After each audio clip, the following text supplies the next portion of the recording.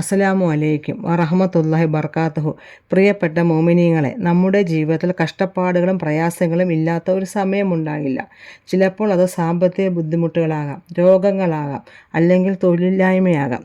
കടബാധ്യതകൾ കൊണ്ടോ അവമാനങ്ങൾ കൊണ്ടോ ബുദ്ധിമുട്ടുന്നവരും നമുക്കിടയിലുണ്ടാകാം. ഇത്തരം എല്ലാവിധ ദുരിതങ്ങളിൽ നിന്നും മോചനം നേടാൻ സർവശക്തനായ അള്ളാഹു പഠിപ്പിച്ചു തന്ന അതീവ മഹത്വമുള്ളൊരു ദുആയാണ് ഇന്നത്തെ വീഡിയോയിൽ നമ്മൾ പരിചയപ്പെടുത്തുന്നത്. ജീവിതത്തിലെ എല്ലാവിധ ഇടങ്ങേറിൽ നിന്നും മോചനം കിട്ടാൻ ഈ ദുആ പതിവാക്കുന്നത് ഏറെ ഉത്തമമാണ്.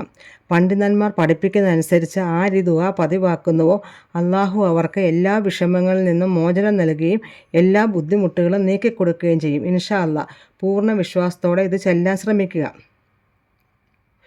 ഈ അമൽ നിർവഹിക്കേണ്ടത് ആദ്യമായി 3 തവണ സലാത്തുൽ ഇബ്രാഹീമ ചൊല്ലുക.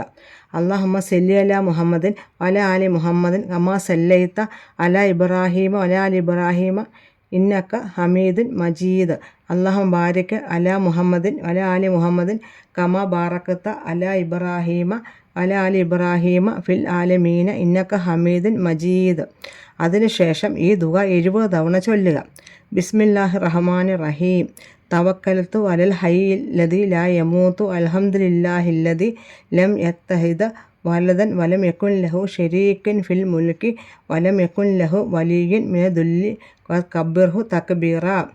മരണം ഒരിക്കലും പിടികൂടാത്ത നാഥനിൽ ഞാൻ ഭാരമേൽപ്പിക്കുന്നു.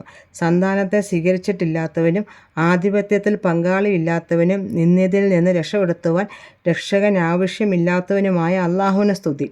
അള്ളാഹുവിനെ ശരിയായ വണ്ണം മഹത്വപ്പെടുത്തുക. ദുആ 70 തവണ ചൊല്ലിക്കഴിഞ്ഞാൽ അവസാനമായി 1 തവണ കൂടി സലാത്തുൽ ഇബ്രാഹിം ചൊല്ലി പൂർത്തിയാക്കുക. പ്രിയപ്പെട്ടവരെ, അള്ളാഹുവിൽ പൂർണ്ണമായി തവക്കൽ ചെയ്തുകൊണ്ട് ഈ അമൽ പതിവാക്കുക. അള്ളാഹു നമ്മുടെ എല്ലാ പ്രയാസങ്ങളും നീക്കിത്തരട്ടെ. ഈ വീഡിയോ മറ്റുള്ളവരിലേക്ക് കൂടി ഷെയർ ചെയ്ത് ഈ വലിയ അറിവ് പങ്കുവെക്കുന്നതിൽ നിങ്ങളും പങ്കാളികളാകുക.